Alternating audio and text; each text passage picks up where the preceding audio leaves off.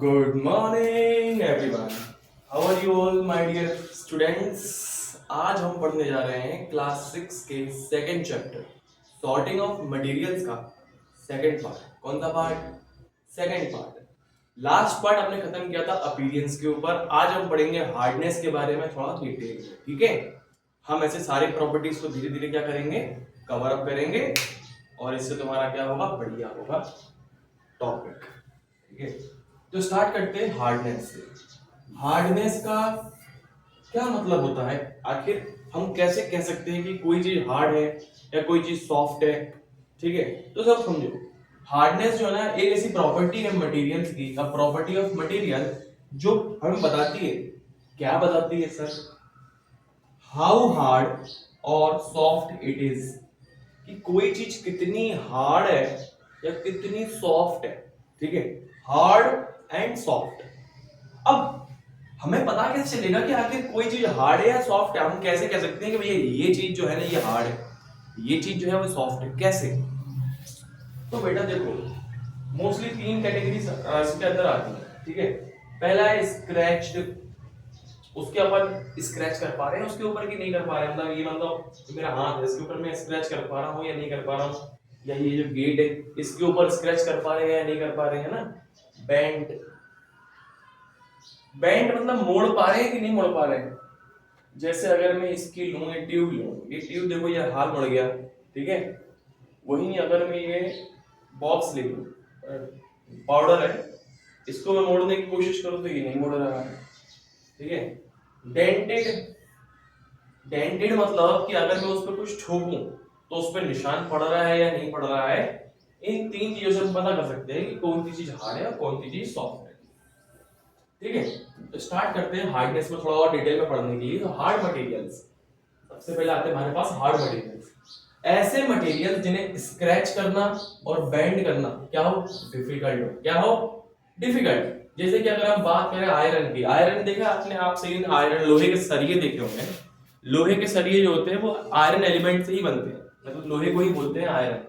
अगर किसी को पता ना हो तो अच्छी बात नहीं, अगर किसी को पता है तो अच्छी बात है, नहीं पता है तो और अच्छी बात है, आज हम सीख लेंगे। ठीक है, आयरन जो है वो यूजली हार्ड होते हैं और इनका काम जो होता है मेकिंग टूल्स, बिल्डिंग्स वगैरह में काम होता है। स्टोन, पत्थर, कौन से पत्थर? वो पत्थर नहीं तुम्हारी अकल में पड़े हुए रखे हैं, ये छाती पे रख दिया है पत्थर नहीं, वो वाला पत्थर नहीं, अ रियल पत्थर, अ रियल स्टोन। ठीक है, तो असली पत्थर जो होता है ना, इसका काम वैसे तो कंस्ट्रक्शन करने में होता है। अब किस चीज का आप कंस्ट्रक्शन करते हैं? पुराने जमाने में लोग गुफाओं में रहते थे। गुफाएं किसकी बनती थी? मोस्टली पत्थरों की बनती, और पहाड़ों में भी बनती है गुफा, अपने आप पत्थरों की बनती है मोस्टली ना। तो गुफाओं की बात नहीं कर रहे, हम ये बता रहे हैं कि पत्थरों से हम मोस्टली क्या कंस्ट्रक्ट करते हैं। पत्थरों से हम मोस्टली घर कंस्ट्रक्ट करते हैं और जो फ्लोर वगैरह होते हैं ना वो कंस्ट्रक्ट करते हैं। आज आप लोग पत्थरों से घर बनाते हो क्या? मोस्टली लोगों के जवाब होंगे सर नहीं बनाते, हम तो पत्थरों से घर बनाते हैं। हम लोग पत्थरों का यूज करते हैं बनाने में घर। आप देखना, जब आप घर बनाएंगे तो आप सीमेंट लेके आएंगे, आप गिट्टी लेके आएंगे, आप सरिये लेके आएंगे। ये गिट्टी क्या है? पत्थर ही तो है टूटा हुआ, है ना। और साथ में जब टाइल्स वगैरह लगवाते हैं, कुछ लोग टाइल्स नहीं लगवाते, कुछ लोग बड़ा रईस होते हैं, रिच फैमिलीज बिलोंग करते हैं, we are very rich person, you know. So white marble, black marble लगवाते हैं, कुछ लोग ग्रेनाइट लगाते हैं, अपनी अपनी, है ना। कुछ लोग होटल्स बनवाते हैं तो फिर वो पत्थर लगवाते हैं, पूरा पत्थर का वर्क होगा उसके ऊपर, फलाना ठिकाना ये वो, है ना। जितने भी आप मॉन्यूमेंट्स देखो इंडिया में, बड़े बड़े रेड फोर्ट, ताजमहल, ये सब किसके बने? पत्थरों की बने बेटा, क्योंकि ये हार्ड होते हैं यूजली। सॉफ्ट मटेरियल्स क्या होते हैं बेटा? जो इजीली टू स्क्रैच हो जाए, बेंड हो जाए, मतलब इजी इसमें क्या, स्क्रैच कर सके, बेंड कर सके, जैसे रबड़, क्ले। ठीक है, रबड़ जो होते हैं वो इरेजर्स बनाने में काम आते हैं, टायर्स बनाने में काम आते हैं। क्ले जो होता है ये सॉफ्ट होता है, इसे आप किसी भी शेप में मोल्ड कर सकते हैं, डिफरेंट डिफरेंट शेप्स में क्या कर सकते हैं, मोल्ड कर सकते हैं। मोल्ड मतलब मान लीजिए कि आपने क्ले लिया, क्ले इतना सॉफ्ट है कि उसको आपने कैसे करके गोल बना दिया एकदम लड्डू की तरह। ठीक है, फिर आपने लड्डू को क्या कर दिया, दबा दिया, वो बन गई अब चपाटी की तरह। इस तरीके से आप क्ले को कोई भी शेप दे सकते हैं। ठीक है, तो टेस्टिंग कैसे करेंगे हार्डनेस की? हम पता कैसे करेंगे कि कौन सी चीज कितनी हार्ड है कितनी सॉफ्ट है? तो सबसे पहले आता है स्क्रैच टेस्ट। क्या आता है, क्या आता है बेटा? Scratch test. स्क्रैच टेस्ट के लिए कुछ नहीं करना पड़ता, सीधी बात है, scratch one material with another. Scratch, मान लो आपने दो मटेरियल ले ली, एक मटेरियल ले लिया आपने, मान लो ईट ले लिया, ईट, ठीक है, और एक मटेरियल आपने ले लिया, मान लो क्या लोगे, ईट छोड़ो, आपने ले लिया चौक विद अ नेल। नेल मतलब कौन सा नेल, नाखून वाला नेल या आयरन नेल, जो भी आपको अच्छी लगे, मेरे ख्याल से तो नाखून वाला नेल ही होगा यहाँ पर, ठीक है। तो आपने करना क्या है, चौक जो है नेल से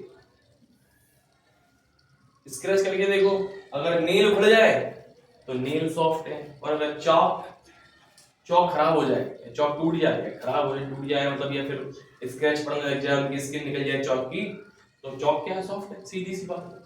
लगता है कोई पोहे बना रहा है, बहुत ही गंदी स्मेल आ रही है पोहे की, ऐसा लग रहा है पोहे जल चुके हैं पूरी तरीके से। यार तू ढंग से बना भी नहीं आता, मुझसे रेसिपी ले लो यार, क्या लिखते थे। देखो सीधी बात है, आपने चौक लिया, आपने नेल लिया देखने के लिए, मतलब ये नाखून लिया आपने देखने के लिए कि भैया इन दोनों में से कौन सी चीज क्या है, सॉफ्ट है, कौन सी चीज हार्ड है, ठीक है। तो आपने क्या किया, चौक को नेल के साथ रगड़ा, अब आपका नेल जो है ऑब्वियसली ये हार्ड है, दैट्स व्हाई ये फॉल ऑफ, मतलब गिर नहीं रहा है, इसके ऊपर स्क्रैच नहीं पड़ रहे हैं। वहीं चौक अगर आप ले तो उसके ऊपर आपको स्क्रैच दिख जाएंगे। अब अगर आप नेल लें और आप अपना बोले फर्श ले ले, फ्लोर जो है ना, फ्लोर पे आप नाखून को रगड़ के देखो तो आपको दिखाई देगा कि नाखून पर निकल के क्या हो रहा है, स्क्रैच पड़ रहे हैं, ठीक है। इसके बाद आता है हमारा बेंडिंग टेस्ट। क्या था बेटा, bending test. Try to bend the material, if it bend easily it is soft. आप क्या करें, किसी भी चीज को मोड़ के देखें, क्या करें, मोड़ के देखें, अगर वो इजीली मुड़ रहा है, इजीली बेंड हो रहा है, तो फिर वो क्या है, सॉफ्ट है, अदरवाइज वो सॉफ्ट नहीं है। फॉर एग्जाम्पल अगर मैं इस बैट को ले लूं, ये इसको मोड़ने की कोशिश करूं,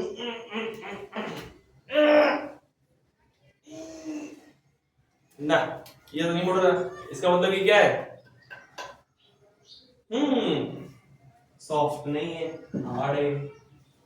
वहीं अगर मैं ये बॉटल ले लूं, खाली बॉटल है, पेप्सी की लग रही है, इसको मैंने मोड़ा, देखो ये मुड़ गया, ठीक है, ये क्या हो गई, ये हो गई सॉफ्ट। जो बैट लिया था पहले वो क्या था, वो हार्ड, ठीक है। इस तरीके से क्या होता है पता चलते हैं। नेक्स्ट प्रॉपर्टी है हमारी बेटा सॉल्युबिलिटी इन वाटर। पानी में कोई चीज घुल रही है या नहीं, ठीक है। तो डेफिनेशन क्या है सॉल्युबिलिटी की बेटा, solubility in water is the ability of a material to dissolve in water and form a solution. दोबारा सुनना, solubility in water is the ability of a material to dissolve in water and form a solution। भैया मतलब अगर कोई भी चीज पानी में घुल रही है तो उसे कहेंगे उसकी solubility। क्या बोलेंगे, solubility। दोबारा सुनना, अगर कोई चीज पानी में घुल रही है, क्या हो रही है, घुल रही है, और वो सॉल्यूशन बना रही है, मतलब कोई भी बना ले, कुछ भी बना ले, उसे अपन क्या कहेंगे, उसका सॉल्युबिलिटी। क्या बोलेंगे बेटा, solubility. If a material dissolve in water it is considered to soluble, if it does not dissolve it is called insoluble.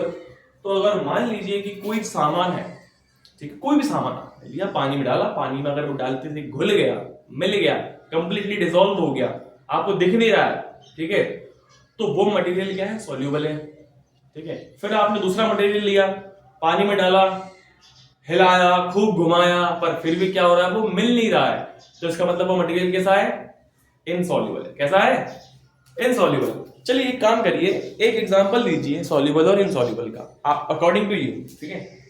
देखते हैं आप लोग दे पाते हैं कि नहीं, कमेंट करना जरूर।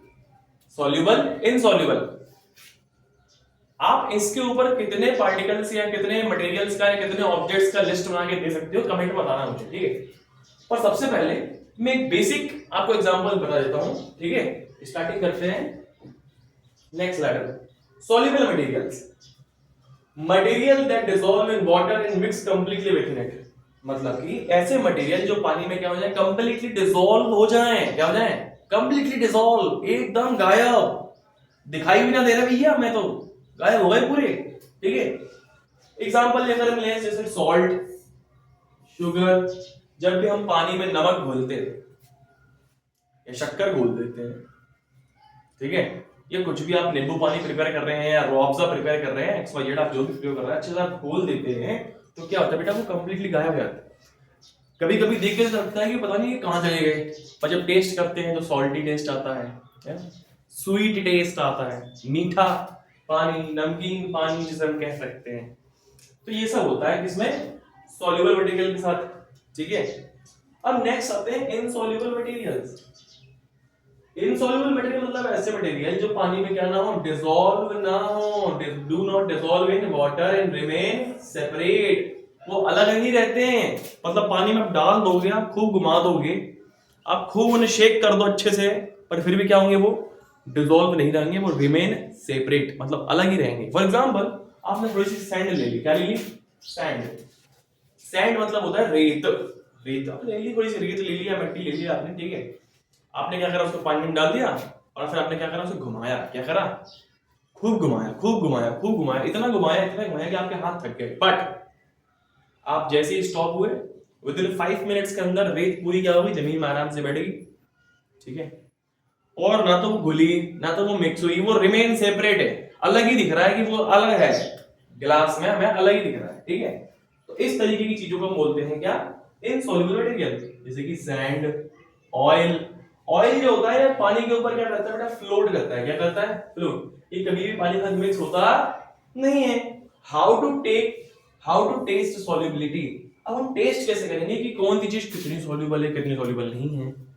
तो सबसे पहले हम क्या लेंगे, जिस भी चीज को हमें क्या करना है, पानी में डिसॉल्व करना है, उसे हम क्या लेंगे, उसे हम लेंगे, उसकी थोड़ी सी अमाउंट लेंगे। ठीक है, एक कांच के गिलास लेंगे, एक लेंगे हम चम्मच, ताकि हम पानी को मिला सकें, उसमें अच्छे से घोल सकें या स्टर कर सकें।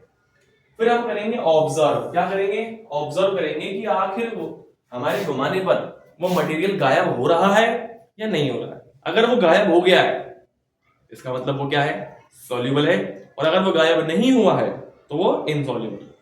इस तरीके से हम क्या कर सकते हैं, कोई भी टेस्ट कर सकते हैं सॉल्युबिलिटी। अगर आपके एग्जांपल्स, अगर आपके सर वगैरह पूछे, क्या पूछे कि बेटा बताओ हम पता कैसे करेंगे कि कौन सी चीज सॉल्युबल है, कौन सी चीज इनसॉल्युबल है, तो बोलना उनसे सबसे पहली चीज, मास्टर साहब मास्टर साहब आप ले एक छोटा सा amount of material, amount of material म्हणजे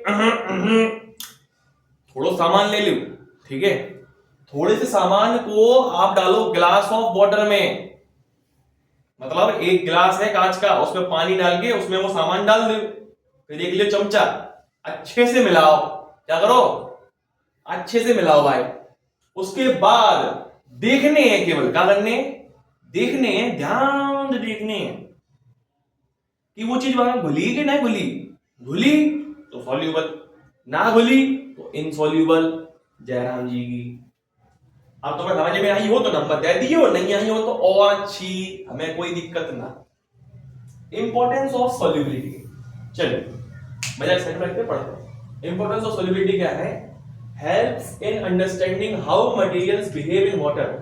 भैया देखो सॉल्युबिलिटी का इंपॉर्टेंस क्या है, इससे पता चलता है कि आखिर कोई भी मटेरियल पानी के साथ किस तरीके से बिहेव करता है। ठीक है, बिहेव भाई बताया था मैंने, पानी में वो घुल रहा है या नहीं घुल रहा है, ये दो बिहेव होते हैं मटेरियल के पानी के साथ। Useful in everyday activities like cooking and cleaning, और इससे हमारा कुकिंग, खाना बनाना, टेस्टी टेस्टी आपकी मम्मी खाना बनाती है वो, और क्लीनिंग मतलब साफ सफाई में भी क्या होता है, काफी आराम मिलता है।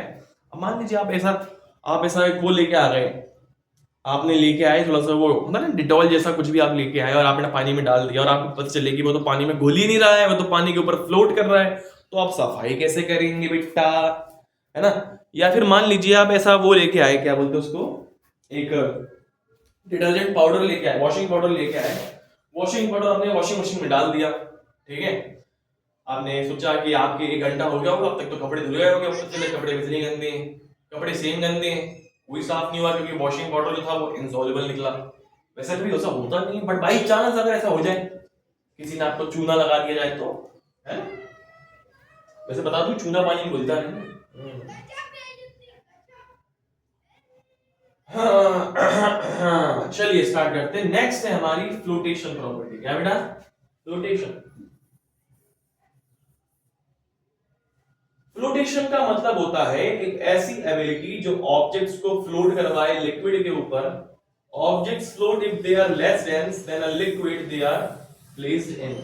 कहने का मतलब ये है कि अगर आप किसी ऑब्जेक्ट को आपने किसी का लिक्विड में रख दिया, किसमें रख दिया? मान लीजिए आपके पास एक बाल्टी पानी है, ठीक है। उस एक बाल्टी पानी पर आपने तीन चीजें ली। क्या ली? तीन चीजें। मान लीजिए आपने लिया एक फ्रेश ऑरेंज, अभी हाल आप पेड़ से तोड़ के लेके आए, ठीक है। एक लिया आपने फ्रेश ऑरेंज, आपने एक ली प्लास्टिक की बॉल, ठीक है, प्लास्टिक की खाली बॉल, 2 रुपए वाली, 5 रुपए वाली, जितने भी आती हो आपकी। और आपने ली आयरन की नेल, मतलब आयरन की कील, कील जैसे बोलते हैं हमारे यहाँ, ठीक है, लोहे की कील जैसे बोलते हैं ना, वो आपने ले ली। फिर आपने कोई स्क्रू या नट बॉल जो भी ले लिया, ठीक है। आपने इन तीनों को पानी के ऊपर डाला। क्या करा? पानी के ऊपर रख दिया। आपने जैसे ही रखा तो आपने देखा कि प्लास्टिक की बॉल जो है वो तो अंदर भी नहीं जा रही, क्योंकि वो क्या कर रही, वो कर रही पूरा फ्लोट कर रही भाई साहब, वो मूड में है तैरने के। फिर आपने देखा कि आपने जो ऑरेंज लिया था वो आपने जैसे पानी में डाला, पहले तो वो नीचे गया, फिर धीरे धीरे वो ऊपर आ गया, ठीक है। तो वो क्या कर रहा है? पानी में सबमर्ज्ड है, डूबा हुआ है, बट पूरा नहीं डूब रहा है, ठीक है। और आपने जो लोहे की कील ली थी वो जब आपने डाली तो देखा, क्या देखा? कि वो तो पूरी डूब गई, वो तो उठी नहीं रही, वो तो रूठ गई, वो तो चली गई, डूब गया, वो तो गया पानी में अब, है ना। तो आखिर ऐसा क्यों हो रहा है? तो इसका आंसर ये है कि अगर ऑब्जेक्ट्स, है ना, object flows if they are less dense, than the liquid they are placed in. अब सर, लेस डेंस और हाई डेंस, इसका मतलब क्या होता है? अगर कोई चीज लेस है तो कोई चीज हाई भी होगी, और डेंस का मतलब क्या है? तो इसके लिए मैं आपको एक सेपरेट तरीके से अच्छे से समझा देता हूं। प्लीज वेट एंड वॉच, ठीक है।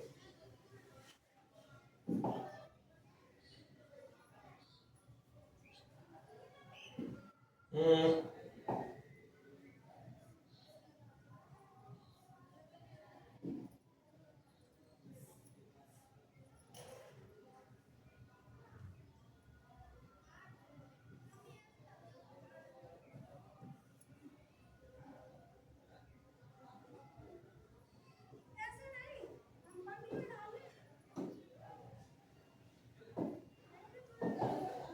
चलिए स्टार्ट करते हैं।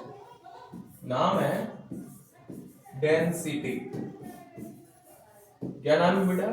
डेंसिटी। डेंसिटी प्रॉपर्टी होती है, क्या होती है बेटा?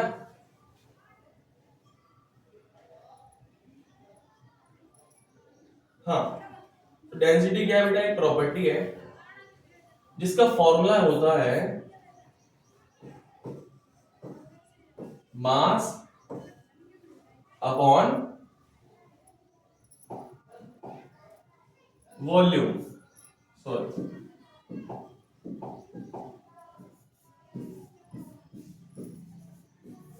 ठीक है। Mass upon volume. अगर किसी को याद हो, क्लास में मैंने बताया था कि मास का मतलब होता है क्या? वजन। बेसिकली क्या होता है इसका मतलब?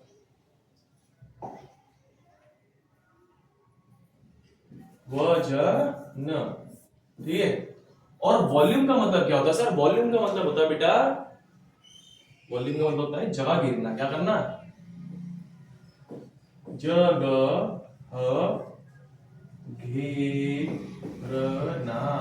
घेरना, ठीक है। कौन कितनी जगह घेर रहा है, ठीक है, मतलब एरिया कितना ऑक्यूपाई कर रहा है, स्पेस कितनी ऑक्यूपाई कर रहा है, उसे हम क्या कहते हैं? उसका वॉल्यूम कहते हैं। तो फिलहाल इस पे ध्यान मत दो, ध्यान दो डेंसिटी एंड मास पे। डायरेक्टली इक्वल है, मतलब डायरेक्टली प्रोपोर्शनल है, ठीक है। डायरेक्टली प्रोपोर्शनल अगर कोई चीज होती है तो इसका मतलब होता है, सीधी सी बात है भैया, देखो ऐसा है कि अगर डेंसिटी ज्यादा हुई तो मास ज्यादा होगा। मतलब अगर मास ज्यादा है तो डेंसिटी क्या है किसी की? ज्यादा है। वॉल्यूम ज्यादा है तो डेंसिटी क्या है? लो है। क्या है? सपोज करो, जैसे मान लो आपने, सिंपल सा मैं क्वेश्चन पूछता हूँ आपसे, ठीक है, चलो हटा, 1 किलो 1 किलो पत्थर मतलब स्टोन, या फिर 1 किलो कॉटन, ठीक है, इन दोनों में से सबसे ज्यादा डेंसिटी किसकी होगी अकॉर्डिंग टू यू? मतलब अगर मैं इसमें से आपको दोनों फेंक के मारूं, ठीक है, वैसे मारूंगा नहीं, पूछ रहा हूं कि अगर आपको कोई ये दोनों चीजें फेंक के मारे, क्या मारे, डेंसिटी के हिसाब से मैं पूछ रहा हूं कि अगर आपको कोई 1 किलो पत्थर फेंक के मारे या 1 किलो कॉटन फेंक के मारे, आपको लगेगी किस चीज से? तो आपका जवाब होगा ऑब्वियसली सर, अगर हमें पत्थर फेंक के मारा जाए, क्या मारा जाए, पत्थर फेंक के हमें मारा जाएगा, तो हमें पक्का क्या होगी, लगेगी, क्या लगेगी, पत्थर मारेंगे तो लगेगी ना, और कॉटन से मारेंगे तो नहीं लगेगी। इसका रीजन पता है किसी को? इसका रीजन पता है? देखो, स्टोन भी 1 किलो है, कॉटन भी क्या है, 1 किलो, मतलब मास जो है वो तो क्या है भैया, सेम है।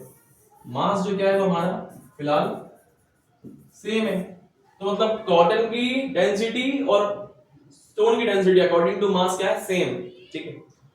बट स्टोन जो होता है ना 1 किलो का मुश्किल से होगा इतना बड़ा, और वही कॉटन जो होगी वो इतनी बड़ी होगी, मतलब कॉटन जो है वो ज्यादा जगह घेर रही है, ज्यादा वॉल्यूम किसके पास है, कॉटन के पास है। तो अकॉर्डिंग टू फॉर्मूला, अगर आप इस फॉर्मूले को ध्यान से देखें, अगर आप इस फॉर्मूले को ध्यान से देखें तो ये मास जो है वो इक्वल में है, वॉल्यूम जो है वो नीचे साइड है ना, मतलब इनवर्सली प्रोपोर्शनल है। इनवर्सली प्रोपोर्शनल होता है कि अगर ये चीज ज्यादा है तो ये चीज ऑटोमेटिकली कम हो जाएगी, और अगर ये चीज ज्यादा है तो ये चीज क्या हो जाएगी, ऑटोमेटिकली कम हो जाएगी, ठीक है। स्टोन में मास कितना, 1 किलो था, डेंसिटी कितनी थी, 1 kg के हिसाब से थी, पर वॉल्यूम क्या था, छोटा था, क्या था, छोटा, तो डेंसिटी क्या हुई, और ज्यादा हो गई, ठीक है। तो जिसकी डेंसिटी ज्यादा होगी वो ज्यादा चोट पहुंचाएगा, हो सकता है ज्यादा लगे, है ना। वही वॉल्यूम अगर देखा जाए, कॉटन के केस में वॉल्यूम क्या था, ज्यादा था, मास से फर्क नहीं पड़ रहा है, कॉटन का वॉल्यूम क्या था, ज्यादा था, ज्यादा वॉल्यूम था एज कंपेयर टू स्टोन, इसीलिए क्या हो गई, उसकी डेंसिटी कम हो गई, किसके कंपेयर में, स्टोन के कंपेयर में। हाँ, आई होप समझ में आ गया हो आपको। तो अगर मैं आपसे कहूं, क्या कहूं भैया मैं आपसे, कुछ कहने लायक ही नहीं है मैं तो, है ना, नहीं कह देता हूं फिर भी। अगर मैं आपसे कहूं कि हमारे पास एक बाल्टी है, क्या है, बाल्टी है, इसमें हमने पानी भर के रख दिया था ऊपर तक ऊपर तक ऊपर तक ऊपर तक, ठीक है। अब उसमें क्या हो रहा है कि कुछ चीजें हैं जो डाली जा रही है, मान लीजिए इसमें ये बॉल डाली गई, फिर उसमें डाला गया ये लोहे की कील रखी गई ऊपर, ठीक है, और आपसे पूछा गया कि सर इसमें से कौन सी चीज डूबेगी। मान लीजिए दोनों का वजन क्या है, सेम, दोनों का मास सेम, 100 ग्राम दोनों का मास है, बट क्या दोनों का वॉल्यूम आप देख सकते हैं, वॉल्यूम क्या आपको सेम लग रहा है देखने में,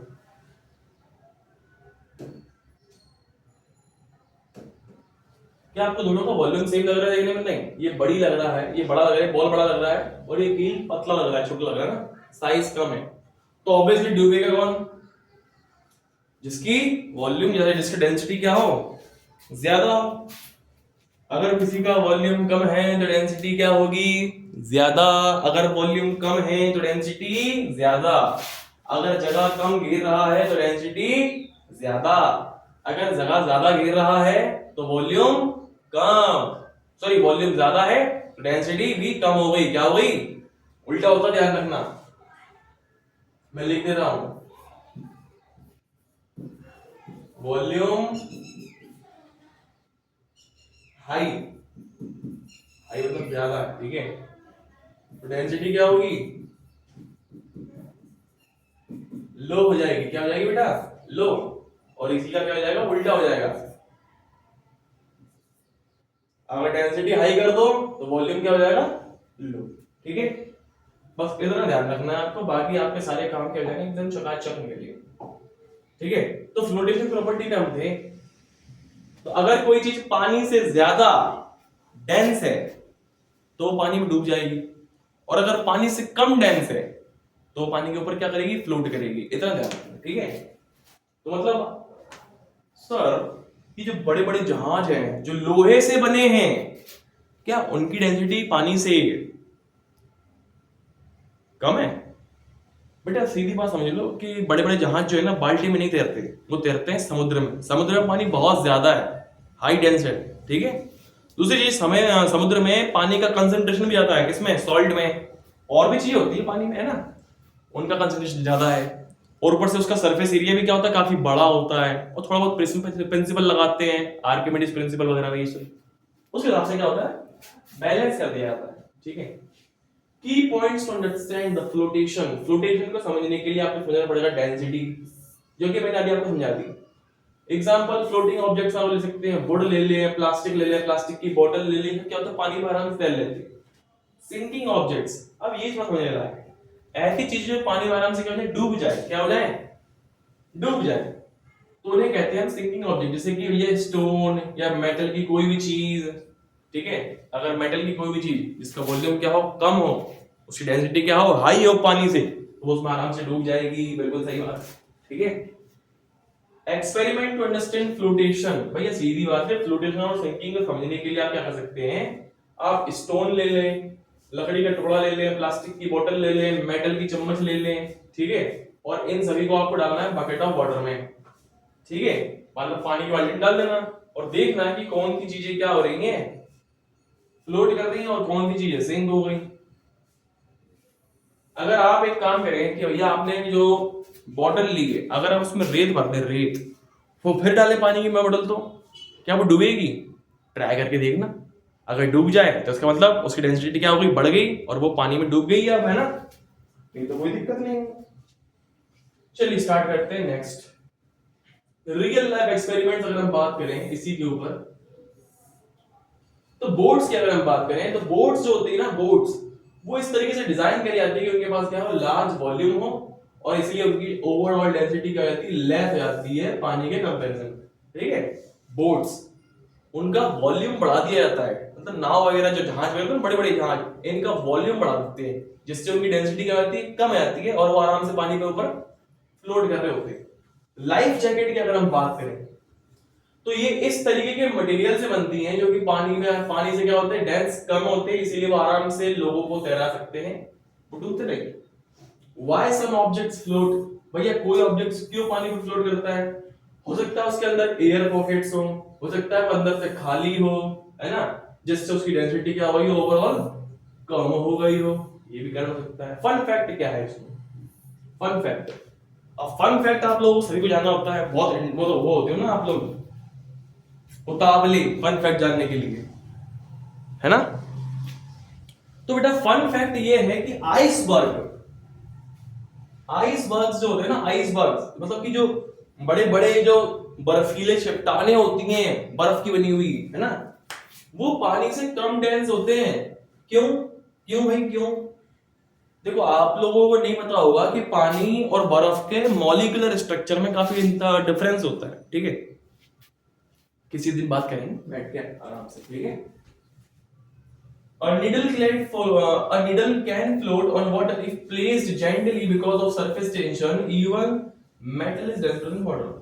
अगर आप लोहे की एक पतली सी वायर को या कील को लें और उसे बिल्कुल आप प्यार से, बिल्कुल आप आराम से रखें पानी की सरफेस के ऊपर बिना किसी मिस्टेक के, तो हो सकता है वो फ्लोट करे।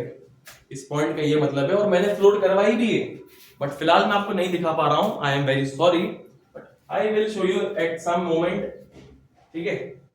आप घर में भी ट्राई कर सकते हैं, सिंपल एक्सपेरिमेंट जो आप घर पे ट्राई कर सकते हैं। भैया देखो क्या करना है, एक कटोरे में पानी लेना, कुछ चीजें लेना जैसे कि coin, leaf, small plastic toy, जो भी आपके पास हो, या फिर कोई और चीज, प्रिडिक्ट करना, क्या करना, प्रिडिक्ट, बताना, खुद से बताना पहले ही, बिना उन्हें पानी में डालने से पहले, कि ये चीजें फ्लोट करेंगी, ये चीजें फ्लोट नहीं करेंगी, ठीक है। चाहे तो अपने दोस्तों के साथ शर्त लगा देना।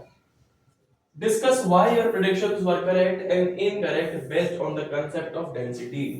अब आपको अंदाजा लगाना है कि भैया आप जो सामान आपने जो पानी में डाला है, ठीक है, और मान लीजिए आपने बोला कि भैया ये बोतल जो है वो डूबेगी नहीं, पर वो डूब गई, तो क्या कारण था कि वो डूब गई, ठीक है। ऐसी चीजें आपको करनी डिस्कस करनी है, जिससे होगा क्या आपका ये कंसेप्ट और ज्यादा क्या हो जाएगा, अच्छे से एकदम क्लियर हो जाएगा। ठीक है, आज हम एक टॉपिक और कवर कर लेते हैं, transparency. I hope I know that दो टॉपिक हमारे कवर हो चुके हैं, हार्डनेस कवर हो चुका है, फ्लोटेशन कवर हो चुका है ना,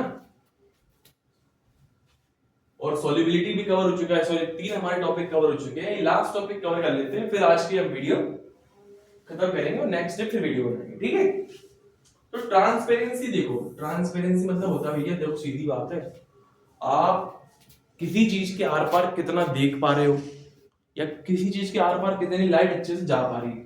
ठीक है, ट्रांसपेरेंसी मतलब होता है how much light can pass through a material, एक मटेरियल से कितनी लाइट उसके आर पार जा सकती है, इसी को बोलते हैं क्या, ट्रांसपेरेंसी। और उसी के हिसाब से 3 तरीके के मटेरियल हमारे पास अवेलेबल है। पहला है ट्रांसपेरेंट, ट्रांसल्यूसेंट, और फिर आता है ओपेक। ठीक है बेटा,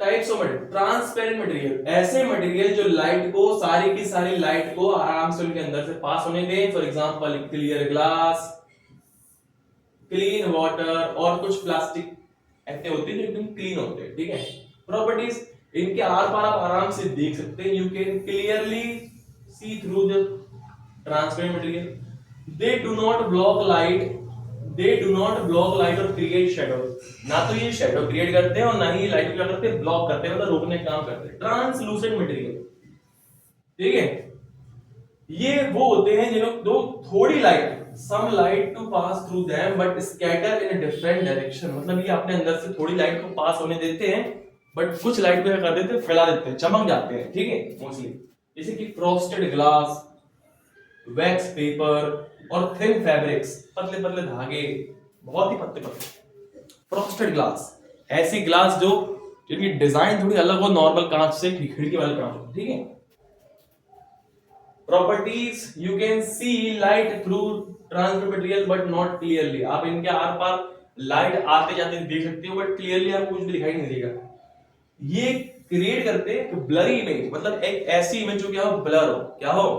अब ब्लर का मतलब समझ में नहीं आ रहा होगा, कभी ना कभी आप लोगों ने कोरियन वेब सीरीज देखी होंगी, उसमें देखा होगा हीरो या हीरोइन, बस ये 2 चीजें होती हैं, बाकी सब तो सर एक्स्ट्रा, ये कोई मैटर नहीं करते। ठीक है, तो हीरो हीरोइन जो होते हैं उन पर मेन फोकस होता है, बाकी पूरा बैकग्राउंड सब ब्लर हो जाता है, कुछ दिखता नहीं है क्या चीज है, क्या पता पीछे से कोई गाड़ी आ रही है ठोकने के लिए, वो भी हटा देंगे, सब कुछ बंद। ठीक है, ओपेक मटेरियल, भैया सीधी बात है, अब तक लाइट पूरी तरीके से आ रही थी, थोड़ी सी कम हुई, अब क्या होगा, बिल्कुल ही नहीं आएगी लाइट। ठीक है, अब लाइट नहीं आ रही, लाइट बिल्कुल भी पास नहीं होने दे रहा है ये मटेरियल, जैसे कि वुड, मेटल और स्टोन। ठीक है, प्रॉपर्टीज क्या है इनकी, इनके आर पार आप बिल्कुल भी नहीं देख सकते, और ये पूरी तरीके से लाइट को ब्लॉक कर देते हैं, और करते हैं क्या, शैडो बनाते हैं, एकदम क्लियर शैडो।